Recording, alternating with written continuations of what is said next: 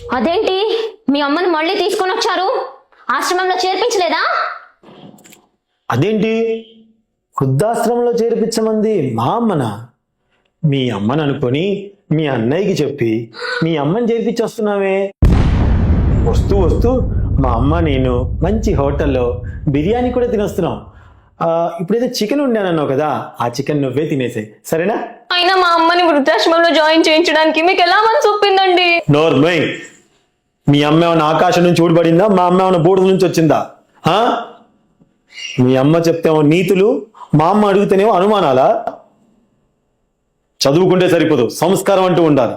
చిన్నప్పుడు 5 కిలోమీటర్ల దూరంలో స్కూల్ ఉంటే హాస్టల్లో పడే మీ అబ్బాయి నన్ను అందరూ అంటుంటే లేక లేక నాకు కొడుకు పుట్టాడు, వాణ్ణి నేను హాస్టల్లో వెయ్యను అని చెప్పేసి 5 కిలోమీటర్లు చెప్పులు సరిగ్గా లేకపోయినా నన్ను ఎత్తుకొని స్కూల్ దగ్గర దించి మళ్ళీ స్కూల్ నుంచి తీసుకొచ్చేది.